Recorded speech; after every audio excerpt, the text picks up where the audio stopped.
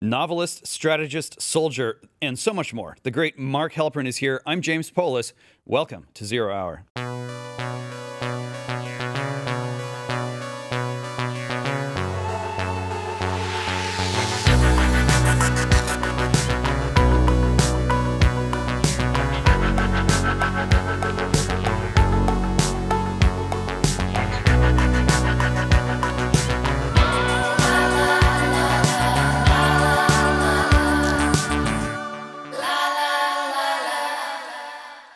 A legend in his own time, Mark Helprin has served in the British Merchant Navy, the Israeli Infantry and Air Force. Now he's an established writer, multiple novels and publications, really a man for all seasons. Welcome, Mark. Thanks so much for joining us. Thank you. And since you're there and I'm here, I have to say I'm glad to be there. Well, I'm glad to be there with you. So much going on in the world right now. I definitely want to spend a lot of time talking about the arts, what the arts can do for us in this time that we're in right now. But let's set the table first. As of right now, war with Hezbollah is imminent. Israel is really up to its neck in conflict. A very unusual and precarious time for the state of Israel. You served in the Israeli Armed Forces back in the 70s. You're intimately familiar with the country, how things are going, how they have been going. Your eye on geostrategic matters has been persistent and quite clear-eyed. Having all kinds of work with Claremont Institute. I've seen you in the back pages of the Claremont Review of Books for a long time. You've got it dialed in, so let's dive in. Israel is in a unique state of crisis. I think regardless of where people come down on the wars, everyone can agree about that. What is your assessment of where Netanyahu finds himself in this moment, where the IDF is best allocating its resources, and just how big of a war we're going to be facing as things heat up with Hezbollah? Okay. You mentioned Claremont Review of Books last October, right after October 7th. I wrote a very long piece in it in which I laid out exactly what I can repeat now, although it's too late. Nonetheless, it may offer a guide. What I said then was that in echoing Churchill's comment about meeting with Count Chano and Mussolini. Count Chano was Mussolini's foreign minister in the 30s. He said, "Why talk to the monkey when the organ grinder is in the room?" In this case, the organ grinder is Iran. You have to prioritize the threats, and any country would have to. Israel has to. And the first threat is Iran, which is making a nuclear weapon capability, which can destroy Israel very easily if it's allowed to proceed.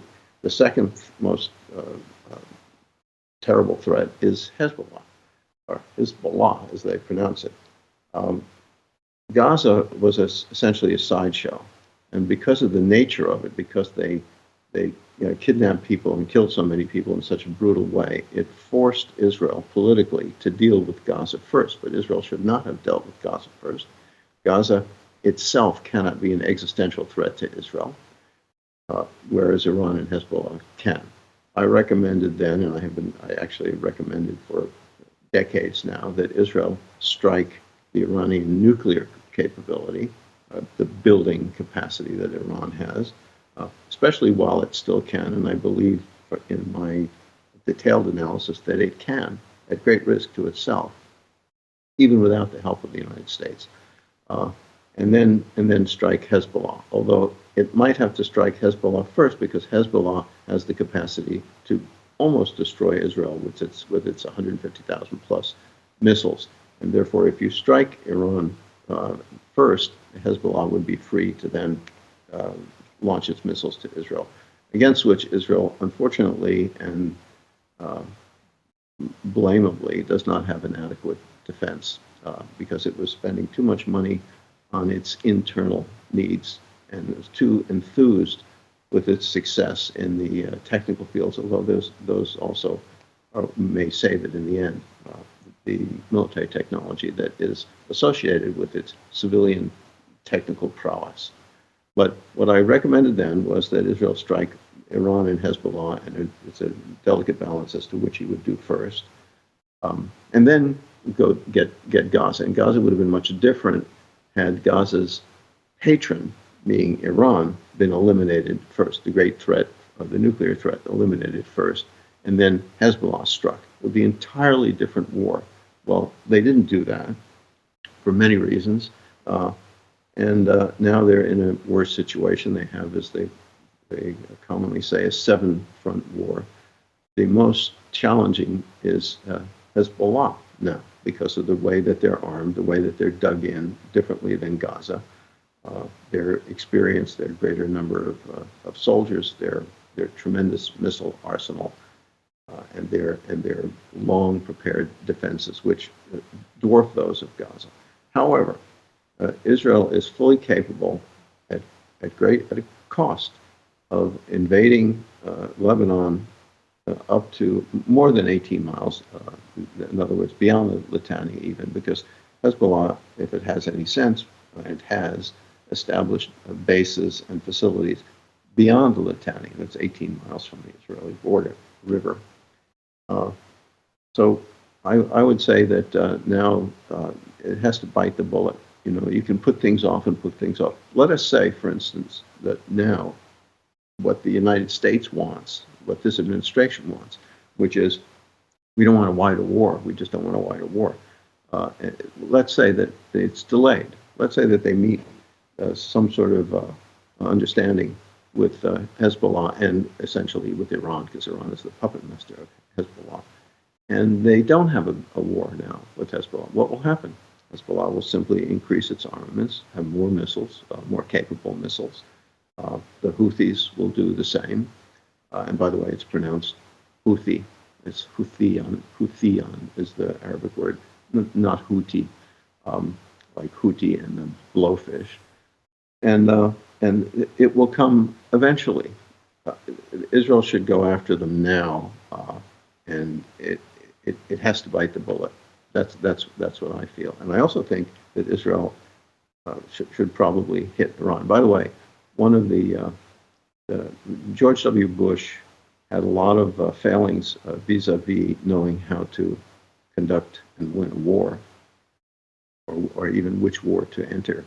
And one of the things that I was so disappointed with him was at the end of his term, he did not rid Iran of its nuclear weapons, with which it intends to threaten not just Israel, but Europe and all the West, including us. And they state it every day. What the Obama and then the Biden administrations have done vis-a-vis Iran, I cannot understand. They more or less have given them a path to nuclear weapons with which the Iranians intend and state their intentions, and you have to take them seriously, to menace us in various ways, which I can get into if you're curious, although it may take some time. Well, yeah, let's peel off this Iran piece and look a little more closely. I mean, I think by any measure, it's just scandalous that the Houthis are lobbing those missiles in the Red Sea, basically redirecting almost all of the naval traffic out of Suez and all the way around the Cape of Good Hope, which is of course a much longer journey. U.S. tries to put a coalition together. They sail a few ships around. Most of the Europeans decide they're going to back out. Ships are still going down in the Red Sea, I think. All very bad stuff, just looks terrible for the U.S. and it's more than optics, of course. But when you look at Iran and you look at the prospect of a nuclear weapon, obviously they'd like one. Who wouldn't? Nukes have proven to be very useful, even if you never use them. You look at North Korea, they achieved some sort of nuclear capability.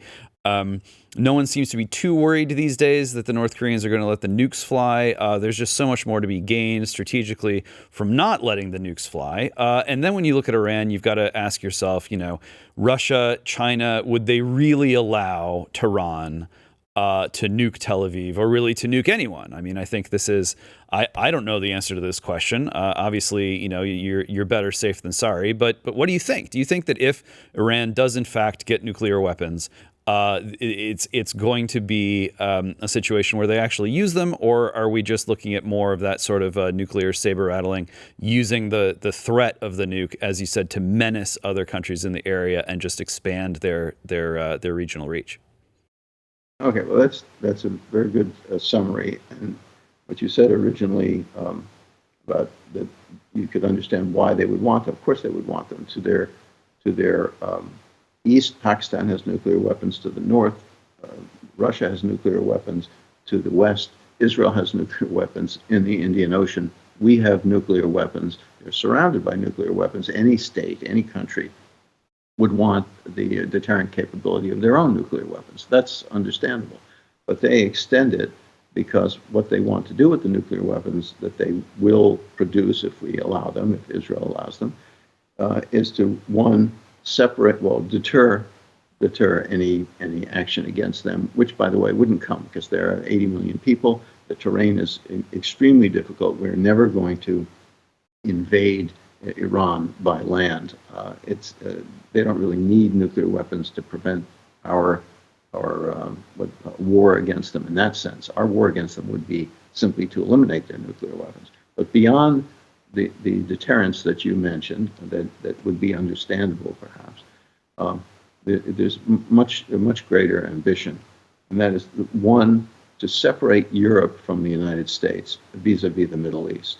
Because if they have, as they do have, missilery which can reach Europe, and they have nuclear weapons, they can essentially browbeat Europe and separate it from supporting the American aims in the Middle East, separate it from actually almost anything in the Middle East so that Iran itself can dominate the Middle East. And the second thing is a direct threat to the United States, which is, we are the big Satan. Israel's just a little Satan. Uh, they I don't know if people generally don't know this, but both the United States and Russia had programs which only ended in the 80s, and there were quite a few of them, in which missiles were dropped from freighters into the sea, and the water acted as a gantry to stabilize the launch of the missile. And so the missile was dropped into the water, and then it leapt up and flew its trajectory. You don't need an SSBN, a ballistic missile nuclear submarine, in order to launch intercontinental or intermediate range or short range ballistic missiles. You can do it with a freighter, just dropping a missile in the water from a freighter. We had this program, the Russians had the program, and even Iran has experimented in the Caspian with doing such things. That means that they could, if they wished, put a missile on a freighter, drop it in the water within range of the United States, if by that time they hadn't developed missilery with the range to hit the United States, and there would be a threat to us off our coast from. We can't control every freighter that's in the ocean. We certainly don't do that. That's one way. There are other ways too. Sneaking nuclear weapons in, et cetera, et cetera. And you wouldn't need a Soviet-style or now coming Chinese-style nuclear deterrent and capacity in order to really hit the United States. All you would need would be two nuclear weapons, one over each coast, to make an EMP, electromagnetic pulse. That could more or less destroy the United States by stopping everything. And undoubtedly, you know about electromagnetic pulse, and your listeners and watchers do too. The estimate from the Congressional Committee is that there would be at least 90 million dead in the United States when everything's shut down. So you only need two nuclear weapons, and you can launch them from the sea. That may be an extreme case, but the mullahs in Iran work according to extreme thought. They are deeply religious. They believe in martyrdom. They believe that they want to convert the entire world to Islam, and we see them marching toward this kind of thing steadily and with devotion. Unlike us, we don't do much in response. Take, for example, what the Houthis are doing. These people are attacking American warships time after time again. Plus, shipping, which is, of course, there's very little American shipping in the world, but it is indirectly because we own the ships, although they're under foreign flags, many of them. They have attacked American ships. They're attacking American warships, and what do? We just swat down what they do purely defensively. Few raids onto the land. look at the difference. Israel actually hit Hodeidah and exacted a cost from them. We haven't done that. We're very, very defensive. It matches what we do with Iran. Iran spits in our face, and we give them billions and billions. When I say give, I mean release or don't enforce oil sanctions to their benefit of literally $100 billion, with which they then arm the Houthis who shoot at our warships. So we are essentially financing attacks on our naval vessels. And this has been an Obama-Biden thing since the beginning. I cannot understand it. It would be as if the Iranians had hypnotized these people. Obama and his people and Biden and Blinken, they act as if they are actually under mind control from Iran. I see no explanation other than that, which of course is not true. But what's going on with them? Don't know. I think what it comes down to is they don't really they want Iran to dominate the Middle East because they're not smart enough to know what may result of that, and they have a deep animus against the United States. That's the only thing I can think of.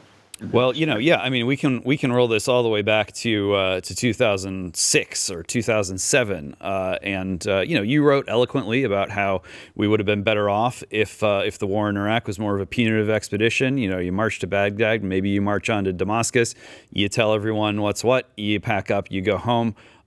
Makes sense to me. That's not the way it worked out. So at the time, I thought it made sense also for, Obama's team to roll in and they say like, look, this didn't work out the way we wanted it to. Maybe we need a geostrategic reset in the region. Maybe the Saudis aren't as much of our friends as we might like them to be. And what you saw play out with ISIS, maybe that kind of underscored some of the concerns about the Saudis.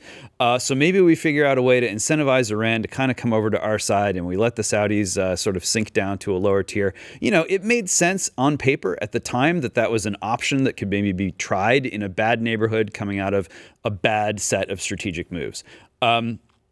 Then you roll the clock forward and you say, okay, well, how did Team Obama-Biden do trying to run that play? And well, they didn't do it. They couldn't pull it off. It didn't work. We know for a fact that Iran got some moles pretty deep into, I think, the State Department.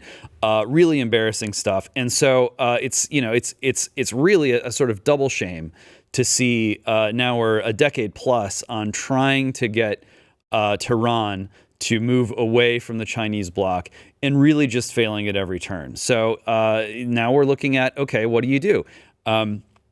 Trying deterrence hasn't really worked. Israel's still stuck in a bad situation.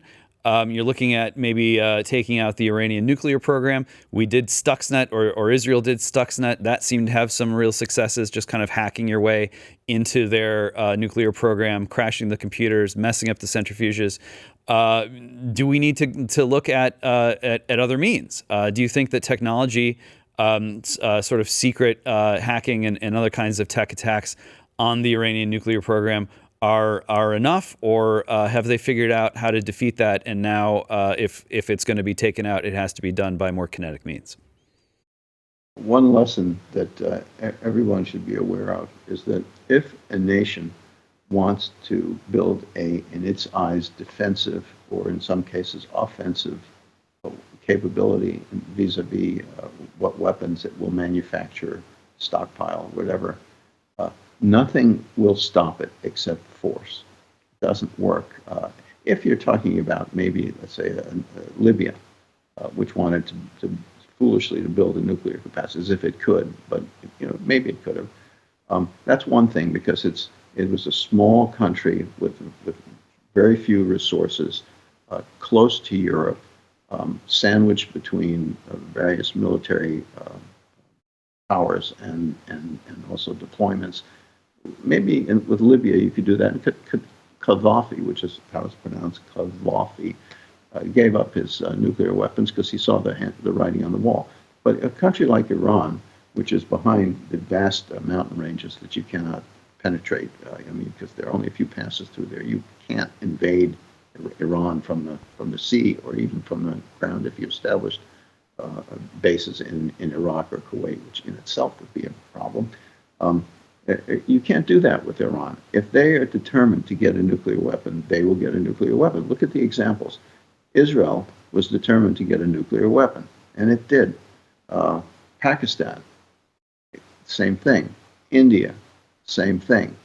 A country which sees its vital interest in acquiring a nuclear capability is going to do it.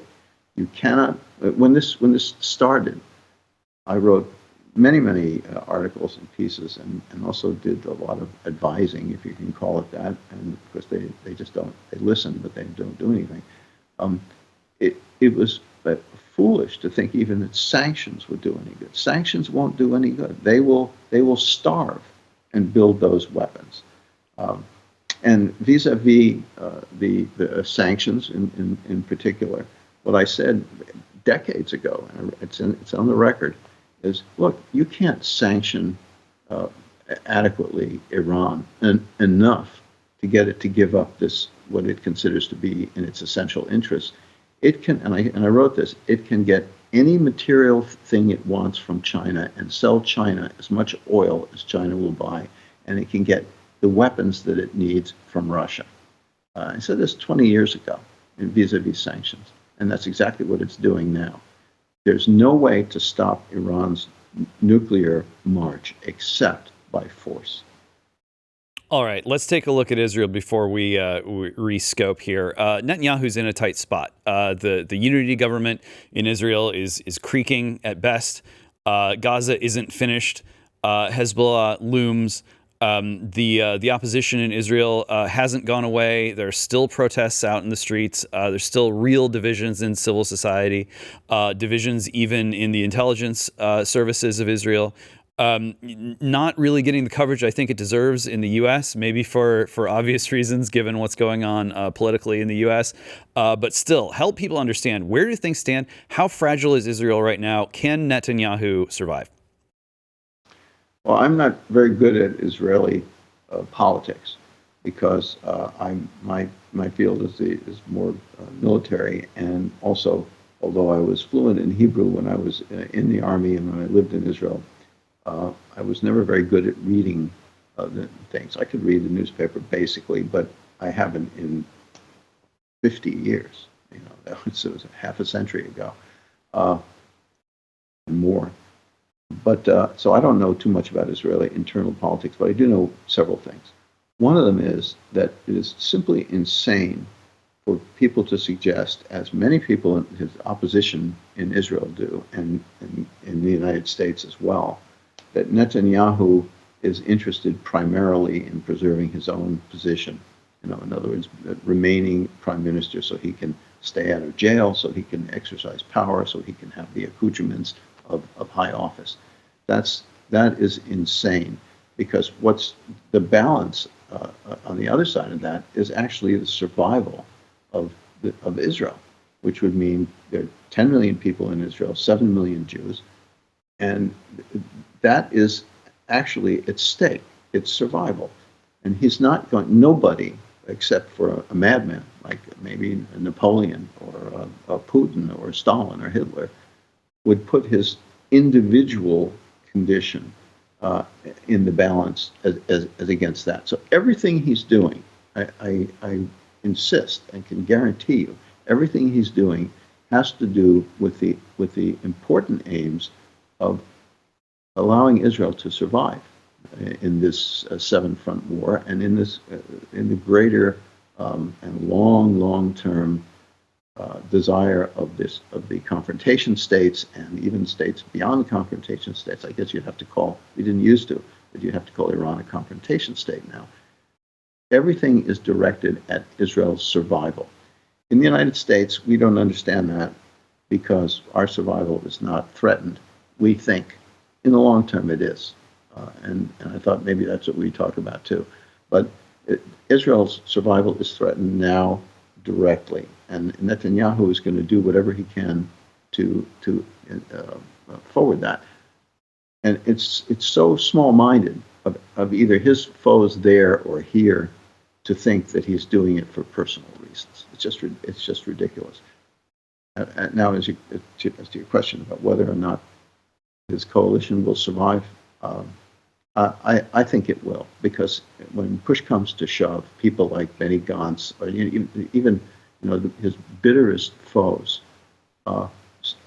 understand that this is something that has to do with a survival. In war, there are always coalitions. The British had coalition government. In the United States, we don't have a parliamentary system, so we don't have coalition governments. But when wars break out, generally the parties come together and support the country, even if they're not totally happy with the way the war is being run. Again, if the war stretches out for a long time, then you get splintering and divisions, and the opposition party makes itself more clearly understood, and it will even go to the extremes, such as in the Vietnam War, the Democrats taking away the financing for it and essentially making us withdraw. But in Israel, I think that this coalition will last. I may be totally wrong, because again, I'm not very good in Israeli politics. Well, it's hard to know the future for sure any day of the week, and now more than ever. But let's talk about the U.S. then. What is your prognosis for America's existential situation? People look around, they see a lot of slow motion collapse that seems to be accelerating. So what's the biggest threat to our integrity, our survival as a nation, and can we make it through? Well, that's of course a huge subject. I mean, that's right. You have volumes of Gibbon about Rome, and here we have a very small amount of time, but maybe we can address that by thinking of a theme. And the theme would be internal versus external, because right now, that seems to me to be, in a sense, the chief hidden, lurking danger, because both parties have decided, in just to various extents and in different ways, that we don't have to think of the external threats to us in the same way that we have to deal with the internal ones. And in one case with the Democrats and the left, they've never wanted to spend the money on the military, and they think that actually the reason that there's problems abroad is because we're so bad that we essentially create them by being imperialistic or whatever they say we are. And on the right now, we have this flirtation with isolationism. It's more than flirtation. The national conservative movement, and by the way, you'd think that they would name it something different, or maybe they never heard of National Socialism. I don't know. But the national conservative movement, conservatism movement, or conservative, I don't know which it is full-blown isolationist at this point, because they say we have to take care of everything here, including the border. Why should we defend Ukraine's borders when our borders are being overrun by millions of people, including terrorist drugs, et cetera?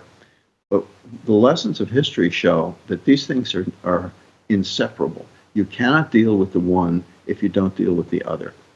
They're mutually interdependent. Take Rome, for example. In Rome, as everyone knows from Gibbon, decayed internally. It just went to hell in the same way that we have the morals, mores, standards, the systems of government, all essentially decayed and declined. And people say, well, that's why Rome fell. But on the other hand, people say, well, Rome fell because of the pressure of the barbarians and various people from the outside. Those two things were interlinked. For example, Rome began to rely, because its citizenry was corrupt and soft, because they had too much success, too much wealth, on hiring barbarians to defend it. And it along its perimeter, it would essentially contract out what the Roman legions had done when Rome was in a healthy and expansive state. And those barbarians then turned against Rome and invaded it eventually. A couple of maybe 10, 20 years ago, in the Proceedings of the United States Naval Institute, there was an article which they stressed, a big article called "The Thousand Ship Navy." And I've been reading that this proceeding since 1967. Every issue, cover to cover. And I saw that article and I thought, ooh, maybe someone like Reagan is back. John Lehman, 600-ship Navy, and someone's even more ambitious, as I would be. Let's have a 1,000-ship Navy, okay? And then I read the article, and it was, I think it was the Chief of Naval Operations who wrote it. I don't remember, but anyway, it was a high admiral. And the idea was, well, we actually have a 1,000-ship Navy, because if you count the navies of Britain and France and Japan and South Korea, South Korea's Navy, by the way, is bigger than the Royal Navy now. That's what's happened to the Royal Navy. If you count all our allies, yeah, we have a 1,000-ship Navy, so we don't have to have a bigger Navy, because you can't. And that's a really strange form of accounting, because what it does, among other things, is it will fracture any alliance. If an alliance doesn't have a central pillar, then the allies will not adhere to it. How do you think NATO, which needs unanimity of decision, reaches that as it mostly does? It's because the United States has the power, because we are so much stronger than any of our allies in NATO, and because we spend so much more, to say, look, this is the way it's got to be. If everyone in an alliance were equal, it would break apart, because various countries would disagree with the other ones, and then they would perhaps seek another protector, such as China, if they felt that was to their advantage. An alliance has to have a stronger central pillar in order for it to function correctly. Now, that's wrong. What about Britain? Why did the theme is the external versus the internal, and my point is that you cannot separate the two. Just briefly, in Britain, why did the British Empire collapse? I think that the start of the collapse of the British Empire was when they lost the United States. The population of Great Britain at that time was 8 million. Of the colonies, of the 13 colonies, was 2.5 million. That's almost a third. And that the area of the 13 colonies was 4.5 times that of Britain, and it was much richer in resources. And then you're not even counting all the way to the Mississippi and beyond us. Eventually, we expanded. And the Brits were aware of that. They knew there were great resources in the Northwest Territories and all the way to the Mississippi. And when that was taken from them, that was the beginning of their decline. And by the way, for example, Napoleon came along soon thereafter, and George III, who had lost the North American colonies, was the first king since the 100 Years' War to renounce his claim to France, because the British kings said, well, we own France too. They began to go down, even though in the Victorian period, they were supposedly, reached their peak. In some ways they did. But I think the decline began in America. And why did it happen? Why did Britain lose the colonies when they had the greatest navy in the world, the professional armies, and lots of loyalists in the United States? The revolution was really, really closely run, as everyone knows who studies it. We almost didn't make it. Why? How was it that we did? The crucial element was France. If we didn't have the French Navy covering for us, for instance, at Yorktown, Cornwallis would not have surrendered, because the British ships would have used their cannon, and we would have lost at Yorktown. And in various ports, the British were able to blockade, et cetera, but they couldn't do it to the extent that they wanted because of the French Navy, which ran interference. If the British had, at the beginning, in 1776, they had 250 warships. If they had double that amount, and they built during the war, but that wasn't in time. If they had double that amount, they could have prevented the French Navy from any kind of action in this area in the North American continent, and they could have prevented the supplies and armaments from France and the stuff from the Caribbean that kept us alive during the Revolution. And we would have been British now. It would have been an Anglosphere had they done this. A very simple thing: the strength of the Navy. They had a terrific Navy. It was the best in the world, but it wasn't strong enough. That's an external thing, which then helped with the internal thing. Now, if you now think of the United States and think of the the left, which doesn't want to spend on military because they only want every toothbrush to have toothpaste on it, and every pencil drawer to be nicely ordered, and everyone to have everything they want, and everyone to be completely happy internally before even looking externally. And then there's the right, and the right says, well, why should we spend money abroad when things are not perfect here? And the strongest case they have is the border. Millions of people coming over the border.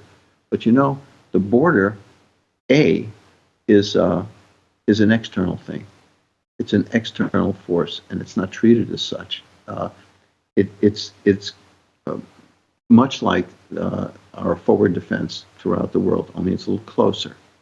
And the second thing about the border is we could very easily close it hermetically, as we should. Immigration is really good. It has built a country. Most of the people who come here work hard, are responsible, law-abiding, and they really do help the economy and help the country. However, not one single one should be allowed into the United States without proper legal vetting and procedure. Not one. And we can do that. The border is very easy to seal hermetically. A few changes in law, and it can be done. In terms of the practical, think of it this way. Israel has a border of 833 miles, including the sea border. The U.S.-Mexico border is 1,954 miles, a little more than twice the length of Israel's border. But Israel has people who want to come over and kill people, and more or less they keep them out, except for October 7th or missiles flying over. But in terms of infiltration, such as we have, Israel has been successful for 75 years in keeping people out. But Israel has now, for example, we have 50 times the population of Israel and almost 60 times the GDP. If Israel can do that, and we can certainly do it with people who don't have bazookas, on the other side of the border. And if you did that, we have fencing, we have the technical means, there are many natural barriers. Couple billion, $10 billion, and we could seal that border. We have 17,000 agents right now on the southern border, double them. There are 50 ports of entry on the southern border, double them, especially the big ones, double them so that we could be more careful of letting people in, catch more drugs, catch more smugglers, catch more illegals. And then, to coin a phrase, if you build it, they will not come. If you shut it down, then people will stop coming, and then you could ease off on the expense and the enforcement, because they would know that if they started to come, we'd reestablish the higher levels. So the border is not. It shouldn't be a trade-off between the border and American defense, meaning particularly military spending. And let me just make a point here, which is from the years 1940 to 2000, in the peacetime years, not in World War II, not in Korea, not in Vietnam, not in the Gulf War, in the peacetime years, we spent an average of 5.6 or 5.7% of GDP on defense.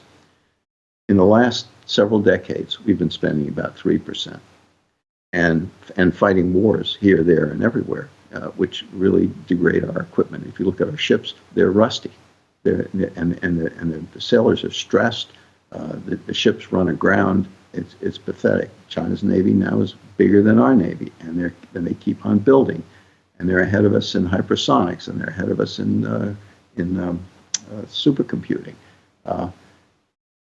If we keep on in this way, then, and this is what people generally don't understand because we've been so successful up to this point, our future as a sovereign, independent nation is in jeopardy. If you have this building alliance between Russia and China, with Iran being a kind of a sidekick and North Korea being a sidekick, what will happen when I can almost guarantee you that there will be Chinese military bases in Latin America? Why wouldn't there be? They have penetrated Latin America, as has Russia, and there's no reason why they wouldn't establish bases there. Why? Because we long ago abandoned the Monroe Doctrine. When we had the Monroe Doctrine, by the way, the Monroe Doctrine was originally addressed to the question of Russia in Alaska. But then it included the whole hemisphere. We couldn't have done it ourselves because we were weak during the time of President Monroe. But the British said, well, we agree with you. We don't want European powers messing around in the Western Hemisphere, so we'll help you do it. And since that time, we've had the Monroe Doctrine. We then became perfectly able ourselves to enforce it. And now we can't enforce it. We have Russian and Chinese penetration of Latin America, as well as Africa. Who's to say that there won't be Chinese or Russian bases in Latin America? In the Zimmerman telegram was an intercepted telegram in which the Kaiser proposed to Mexico that Mexico enter the war, the First World War, in behalf of Germany against the United States. Japan, which invented, people don't know this, but Japan invented amphibious warfare before we did. Japan surveyed the coast of Mexico prior to World War II to see where landings could be made. They won't have to land. China won't have to land. It'll establish military bases. It controls most of the crucial ports all around the world, even in Europe. Our footing is dropping beneath us, and we are not doing anything. One of the ways, the chief way, of course, we have to get ourselves straight at home too. But the chief thing is to stop the external pressure. In the same way that I mentioned, had Britain expended the resources to double the size of the Royal Navy, then France would not have been able to pull us through the revolution, and the British Empire would have been much different for a much longer time, maybe even into the present. We are falling behind in every measure of defense, both high-tech stuff and in the staples of defense, in the numbers of ships, the numbers of planes, the numbers of forces, our industrial base, whereas Russia and China are increasing. And I'll tell you, if Russia conquers Ukraine, then Europe is in jeopardy. And if we lose Europe, then we are gone, because that means that we would not have control of the North Atlantic. China, Europe is our ally both militarily and economically. It's our biggest trading partner, other than Mexico and Canada. And it's more important than Asia, although Asia is more of a threat in the very, very long term. Right. We cannot lose Europe. If we lose Europe, the international chess game goes much in favor of Russia and China. They will be encouraged to do even more, and they will. If China dominates the Pacific, which at this point, if the trajectory holds between China's military buildup, which is like this, and ours, which is like that, going down, cross swords, ours pointing down, then they will control the Pacific all the way up to California and Hawaii. Their ships will patrol the Pacific, as even currently we do in the Western Pacific. Our allies in the Western Pacific, Japan, Australia, to some extent, Taiwan, South Korea, will be forced to fall under Chinese domination and more or less sever the ties with us. This may take a while, but it won't be that long. I probably won't see it. I'm 77, but you may, and certainly younger people will. Well, I've let you go on here because it is so important, and I wanted to be sure that we had the whole case for all the external challenges that the U.S. faces. We got about 10 minutes left, though, so I want to raise a point that I think is really at the heart of why so many Americans, whether they're at the elite tier or just among the ordinary people, feel like turning away from those nettlesome external challenges, which are a challenge whether you're a sort of declining unipolar power or one of a few great powers in a multipolar mix. You're going to have those external challenges. Why are people turning away? You wrote a prescient book, I think a couple decades ago now, at this point, called Digital Barbarism. We were talking about barbarians in the old style. In that book, you talk about the sort of barbarism that sets in when digital technology kind of becomes a default that leaves people with not much to contribute, or a sense that they're becoming obsolete, or there's no point in working very hard. The machines will just take care of it for you. What I'm seeing is, coming out of technology, and a lot of technologists, at least more to their credit today, sort of standing up and saying, hey, we need to build those weapons. We need to ensure that America can face its external threats. The existing elite has failed. We're going to step up and do that. Okay, great. But a lot of what goes on beyond that sort of defense contractor layer is technologists saying, okay, we're gonna save America by replacing all of these decaying institutions and sort of decaying social structures. By turning people into gods and giving them godlike powers through machines. You merge with the machines, all of your problems will be over. If an American looks at that and they say, you know what, I don't believe that that's going to happen, or if it did happen, it would actually be quite bad. Beyond that, there seems to be not much of an offer, not much of a value proposition, which would be strange. You think that we're Americans, we're good at tinkering, we're good at building things, good at innovation. Why is it that technology today seems to be in opposition to the American people, where it's not offering them a return to a fuller, more vibrant kind of life? Do you feel that the arts, that culture, have been dealt sort of a death blow at this point by technology? And do you see hopes for fixing that balance and achieving a new kind of harmony, so that Americans aren't stuck in that kind of internal layer, feeling like, if I can't figure out how to make my own life or my own society work, then how am I going to face the world at large? Well, that's quite a complicated question, and there's many angles that you could approach it from. But let me just tell you a little story. My father was born in 1904, and the first time that he saw any kind of moving image was when he was in the Nickelodeon, and the cards flipped, and he saw a railroad train coming at him. And he was astounded by that. And then after that, there was film with the jerky movement of the film, people in the film, and then there was talkies, and then there was color, and then there was television, and then there was, and the process. He didn't know anything about Moore's law. He hadn't heard of that. But in 1975, he and I had a conversation, and he said, "Look," he said, and I started publishing in a big sense, making a living from it. And he said, "I think you have maybe 25 years left."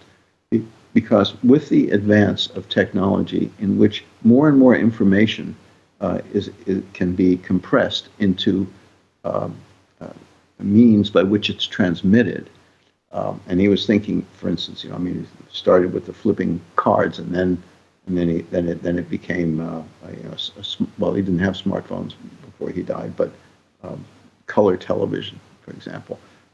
He said, "I think that you have about 25, maybe 30 years left, and then the image will conquer the word.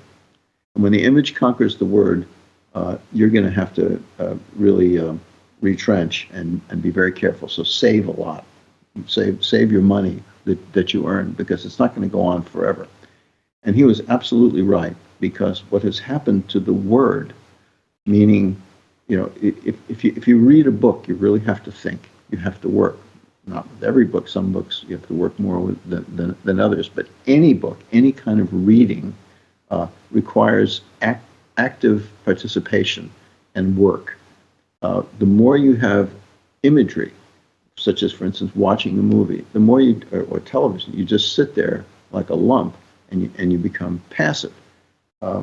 We are too passive a nation, and also too susceptible to being educated.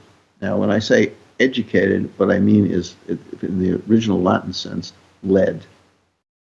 So the educational establishment, which is now, from kindergarten all the way through the higher level university graduate programs, the professoriate, has been infected with various ideas from Marcuse and Gramsci and Marx and Derrida and all these destructive theorists, destructive and hostile to the West and to religion, to things that made America what it was. That's what we teach our children now. As any conservative would affirm, and liberals would say, well, no, we don't. But then they would say, but we should.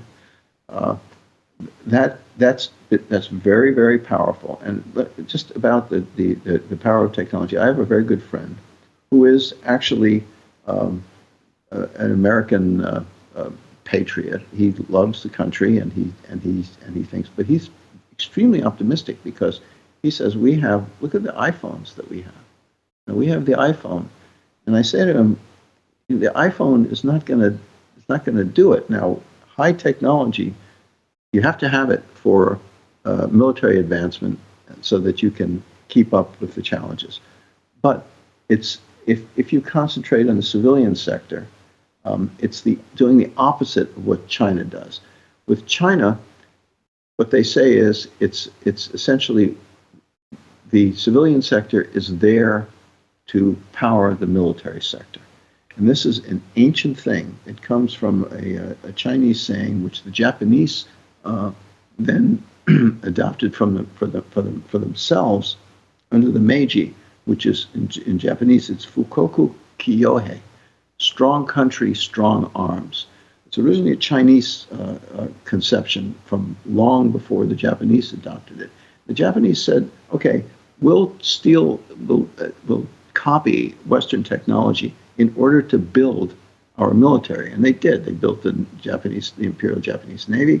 They built the army. They were full steam ahead in doing that, as China has done recently. We have the reverse. We say, well, you can hear people say that their military research was okay because there were spin-offs like the internet and the iPhone. So we're going in the opposite direction because somehow we feel that defending ourselves and asserting ourselves in the world and saying no, you can't come here if we don't let you in, or no, we don't accept your view of us as being a colonial country or an evil country or whatever. If we've lost the ability to resist, to defend ourselves, the basic right, the basic human impulse of self-defense, then you find people going off into all these utopian visions and also being very narrow-minded, with narrow vision about what things lie out there. Excuse me. People will say, well, I can go to Starbucks. And during the Vietnam War, there was a cartoon in the New York Times, and it showed Viet Cong with those funny hats and their black pajamas and weapons, AK-47s, in the subway in New York. And what that cartoon was saying was, look, there's no Viet Cong here. We don't have to fight in Vietnam. Isn't that ridiculous? And that is the mindset now of most Americans who say, everything is fine. I can go to Starbucks. I can get my coffee. I don't see any threat out there. There's no problem. I can't see anything. And by the way, that's where where Silicon Valley really helps, because in the negative way, because those people are making so much money. It blinds them to things. It blinds them to the extent that they think, for instance, such as this guy named Ray Kurzweil said that I think 20 years ago or more, within 5 years, I think he said, we will be immortal because we'll be able to download our memories and thoughts into a computer. So we're going to have immortality. They're high on making money and their success, and I put that in quotation marks, with their toys, and that's infected the whole country. We think that if as long as we're materially okay, everything's okay, but that's not the way it goes. Empires fall. Not that we're an empire; we're quite different. an empire. But there was the Pax Romana, the Pax Britannica, and the Pax Americana, meaning that the world order was such that it wasn't catastrophic. World wars, countries could trade. They were able to establish their own forms of government and not be conquered by others. This world order is disappearing now. And it's disappearing because we don't understand that it can disappear and that it is disappearing right in front of our eyes. And if we don't shape up, both at home and abroad, they're totally mutually independent, then we will have the devil to pay, and not so long from now. Well, they are mutually independent. Very few people at this point, I think, can cover as much ground as you can cover in just the way you do, showing that it all fits together. The word may be under siege, but I think we're going to need your voice for quite a while longer to come. So, Mark Helprin, thanks so much for joining us. Thank you. It's been a great time. Thanks. All right, that's all the time we've got. Thanks to Mark for calling in. Until next time around, I'm James Poulos. This is Zero Hour, and may God have mercy on us all.